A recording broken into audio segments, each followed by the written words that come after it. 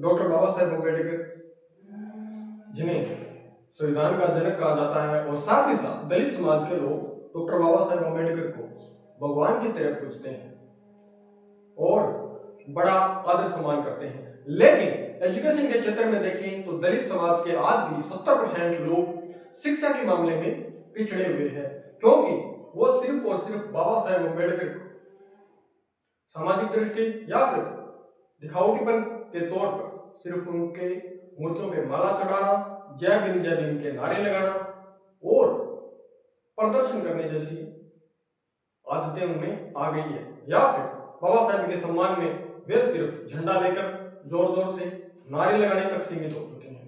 यानी बाबा साहेब अम्बेडकर के नाम का नारा लगा दो और अपनी और रैलियां निकाल दो, इससे क्या होगा, और हो गया बाबा साहेब का सम्मान। लेकिन डॉक्टर बाबा साहेब अम्बेडकर ने खुद कहा था कि मुझे पूजने की जरूरत नहीं है, और उन्होंने ये भी कहा था कि आने वाले समय में लोग मुझे पूजने लग जाएंगे, जिससे मेरे समाज का नुकसान ही होगा। दलित समाज तरक्की तभी करेगा जब एजुकेशन के क्षेत्र में आगे बढ़ने का प्रयास किया था। जितना संघर्ष डॉक्टर बाबा साहेब अम्बेडकर ने किया था, दलित समाज के लोग उनका 1% भी उनकी बराबरी नहीं कर सकते। और कुछ अम्बेडकरवादी तो ऐसे हैं जो रात को पौवा मार लेंगे और दिन में जय भीम के नारे लगाएंगे। यह डॉक्टर बाबा साहेब अम्बेडकर का सबसे बड़ा अपमान है।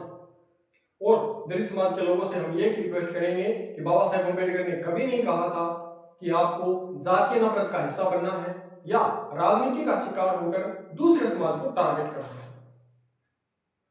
सिर्फ और सिर्फ उन्होंने यह कहा था कि शिक्षा के क्षेत्र में हमेशा दलित आगे बढ़े और अपने समाज को भी आगे बढ़ाने का प्रयास करें।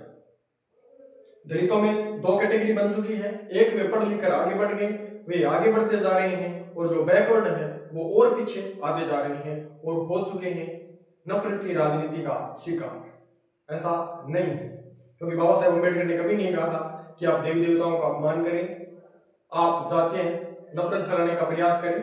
कुछ लोग कमेंट में कर भी देंगे, लेकिन नहीं, ऐसा नहीं होना चाहिए। हमें बाबा साहेब अम्बेडकर के विचारों पर चलना है और अपने समाज को आगे बढ़ाना है। धन्यवाद। मैं सुरेश।